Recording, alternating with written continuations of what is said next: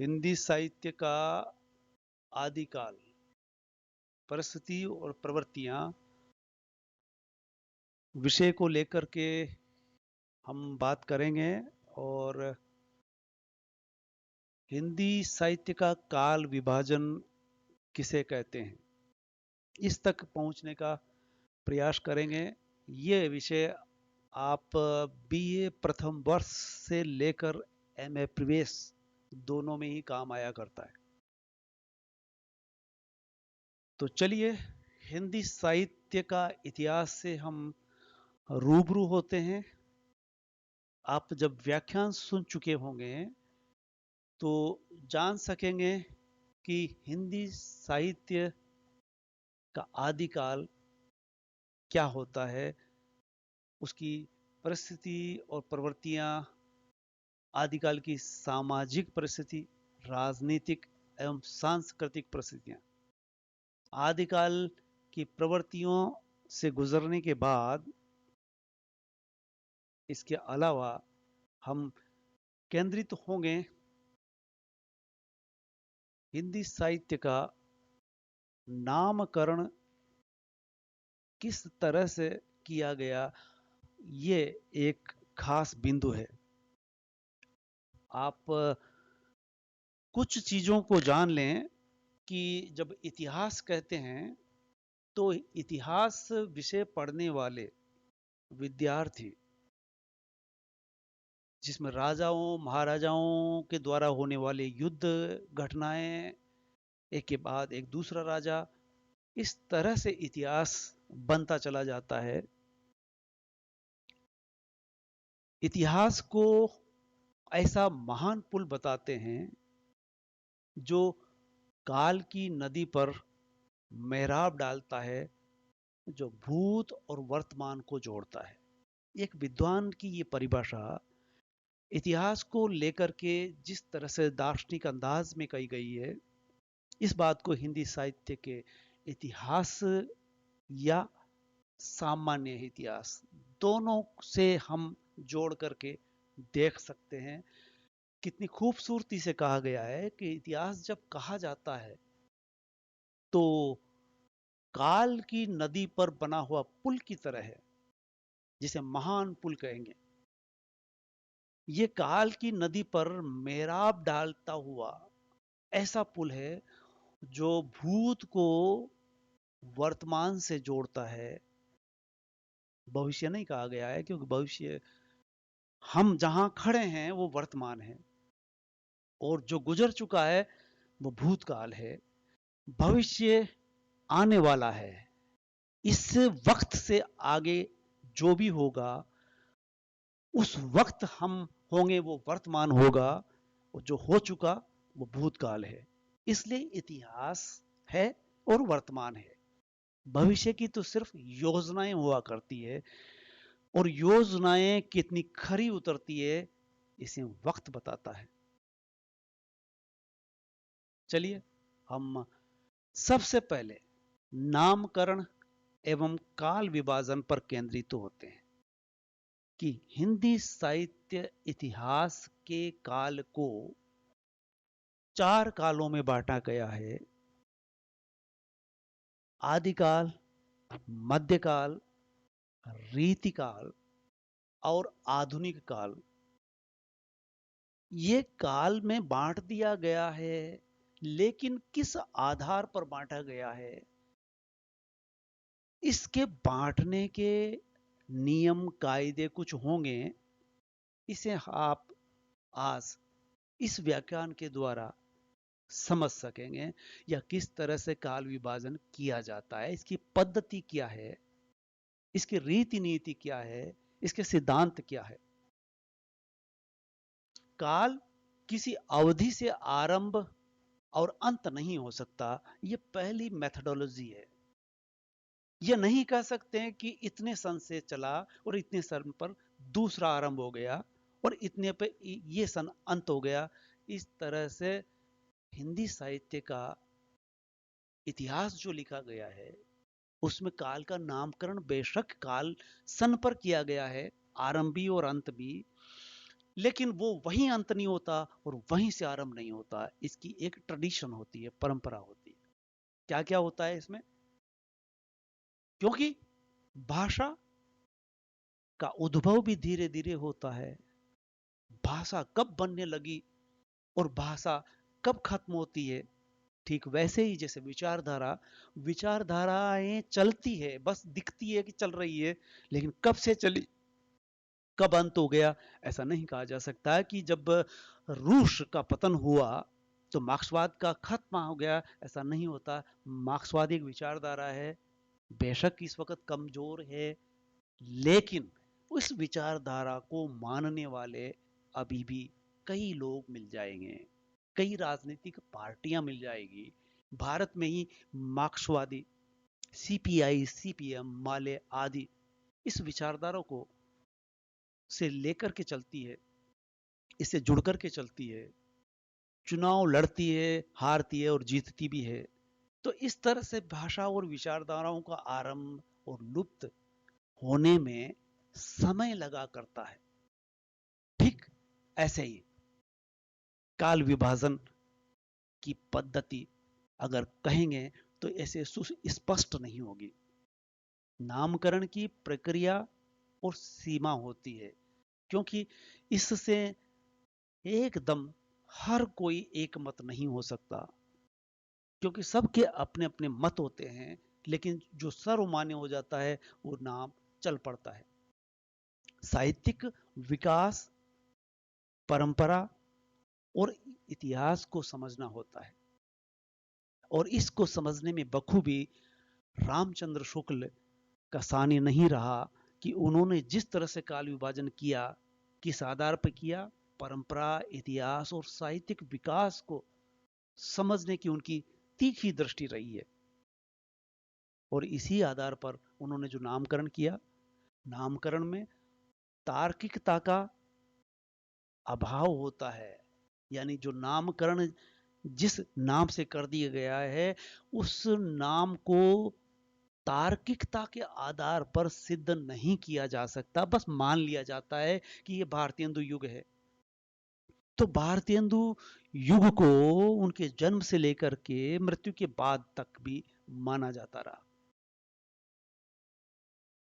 और महावीर प्रसाद द्विवेदी के बाद यकाएक छायावाद का आना, इस तरह से कह सकते हैं कि ये क्यों कर हुआ, कैसे घटित हुआ, ऐसे कुछ तार्किकता अगर अपनाई जाएगी तो तार्किकता से ये सिद्ध नहीं किया जा सकता। काल विशेष में ही कवि का महत्व होता है। जब ये कहा जाता है कि काल के बाद उस कवि का अगर कोई महत्व है तो सिर्फ इतना कि उसका नाम होता है। उस विशेष काल खंड में मीरा का होना महत्वपूर्ण सिद्ध करता है। लेकिन मीरा को आज अगर हम देखें तो पता चलेगा कि कई अर्थ में मीरा ने जो उस दौर में किया, वो दौर उस समय की जरूरत थी, उस समय की वो क्रांतिकारी महिला थी जो संतों के पास बैठ बैठ करके उन्होंने ये भक्ति परक रचनाएं की। महल से निकलना उस समय के लिए क्रांतिकारी कदम था जो उन्होंने उठाया। लेकिन कई बातें ऐसी है कि जो मीरा उस समय करती है वो क्रांतिकारी था, और आज उससे कई गुना आगे हम चल रहे हैं, कदम रख रहे हैं। युग व्यवस्थापन के लिए कुछ बातों का ध्यान रखा जाता है। तो कुछ सवाल होते हैं कि नामकरण की जरूरत ही क्या है। ये सवाल भी उठ जाया करता है कि नामकरण की कोई जरूरत भी है क्या, नामकरण क्यों कर किया जाता है, नामकरण की जरूरत क्यों करके है। पता चला कि नाम से एक व्यवस्था बनती है और उस नाम से उस कालखंड को पहचाना जा सकता है। एक व्यवस्था के बतौर नामकरण की जरूरत पड़ती है। इससे कोई भी कुछ भी कह दे, एक सीमा, एक दायरा बन जाता है। जब उसको आदिकाल कहते हैं तो आदिकाल कहने के पीछे कुछ तर्क होते हैं। आरंभिक काल, आरंभिक यानी उससे पहले भी साहित्य लिखा जा रहा था, पर हिंदी साहित्य का इतिहास आदिकाल जो 1000वीं सदी से चालू होता है, जो कुछ वर्ष आगे पीछे अलग अलग विद्वान अपने मत के अनुसार खींचतान करते हैं, घटते बढ़ाते हैं। और इतिहास का लेखन का केंद्र दो चीजें हुआ करती है, कृति या कृतिकार। क्योंकि जो रचनाकार है या रचनाकार इतना महत्वपूर्ण है, या किसी रचनाकार की वो रचना महत्वपूर्ण है जो इतिहास के केंद्र में रहती है, नामकरण के केंद्र स्वरूप जानी जाती है। इन दोनों का अनुपात निर्धारण कैसे किया जाए, ये एक विचार का विषय होता है। रचयिता जो रचनाकार है, उस रचना का रचयिता का जीवन वृत्त कितना हो और कैसे निर्धारण किया जाए। क्योंकि बहुत से रचनाकार ऐसे हैं जिनके जन्म का पता नहीं चलता, एक मतता नहीं बनती, और ऐसा कोई आधार भी नहीं है कि कबीर का, तुलसी का, सूरदास का, इनका जीवन का निश्चित समय जानने के लिए अभी भी हम एक तरह से किसी न किसी को आधार बना करके मान करके चलते हैं। आलोचना का मान, स्वरूप और सापेक्षता इतिहास के लिए देखने का विषय है।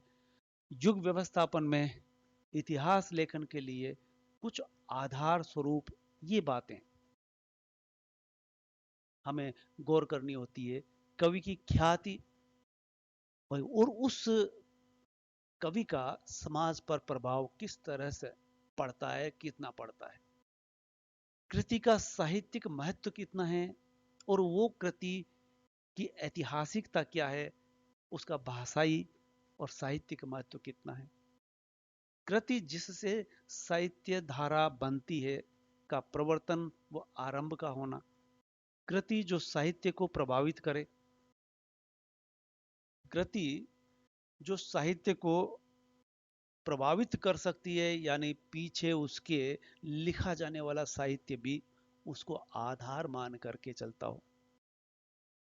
कृति ऐसी जिसका लौकिक पक्ष मजबूत हो, ऐसा नहीं कि जो आध्यात्मिक पहलुओं पर ही खरी उतरती है, वो साहित्य के मापदंड पर उसका महत्व उतना नहीं रह जाता।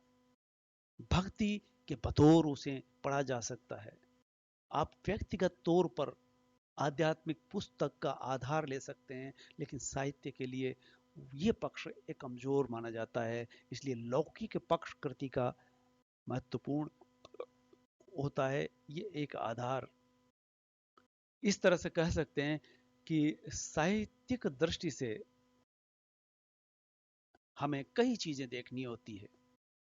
नामकरण व काल विभाजन का औचित्य क्या है, क्योंकि क्यों कर किया जाए नामकरण और कर दिया जाता है नाम रख दिया जाए, तो उस कालखंड का विभाजन कैसे करके किया जाए, इसका औचित्य किस तरह से सिद्ध होगा।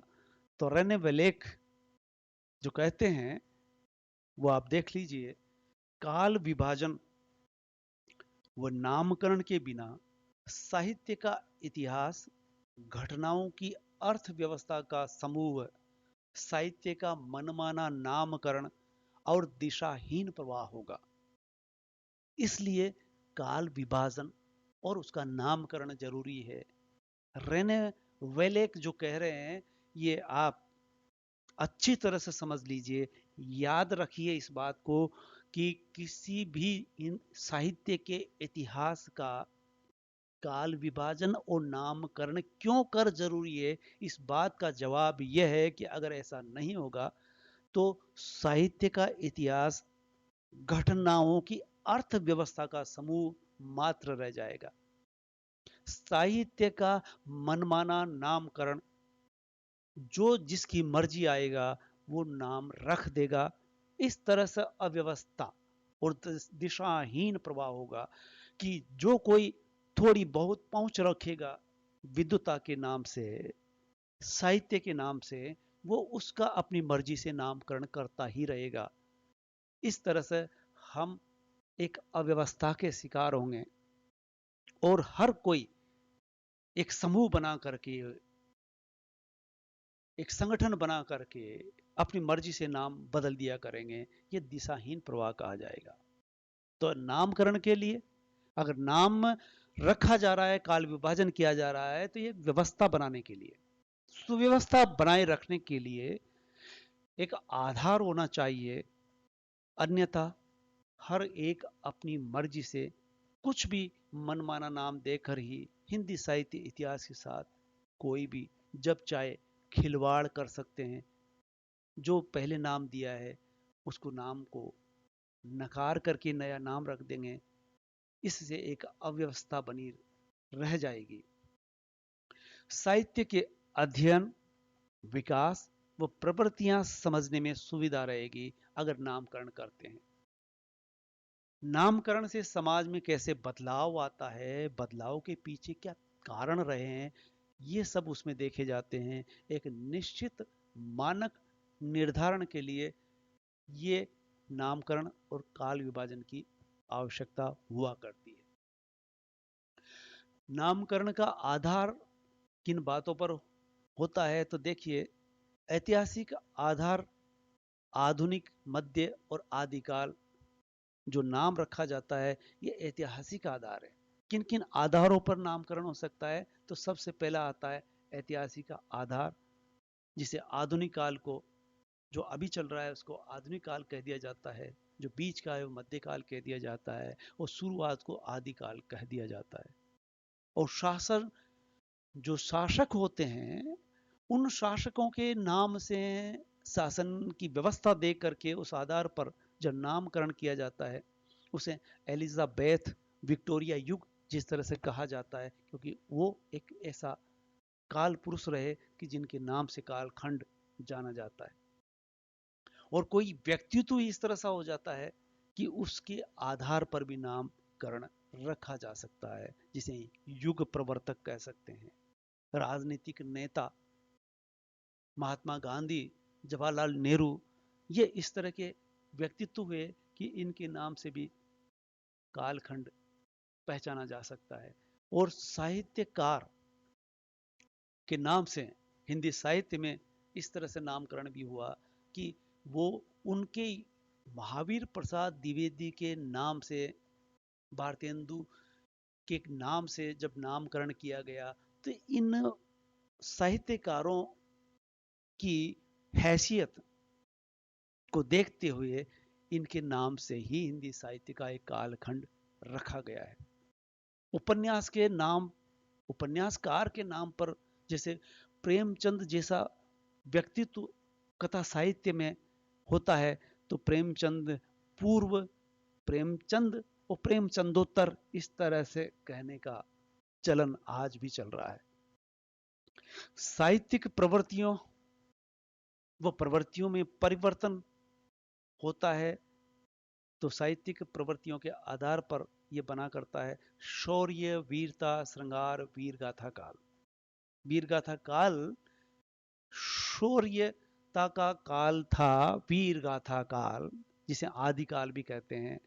और कुछ कालखंड को श्रृंगार परक रचनाओं के आधार पर, जैसे रीतिकाल जिसमें श्रृंगार परक रचनाएं की जाती है, आदिकाल में वीर गाथात्मकता रही तो उसको वीर गाथा काल कहा गया। सांस्कृतिक आंदोलन अगर चलते हैं तो उस आधार पर भी कुछ नामकरण हुए।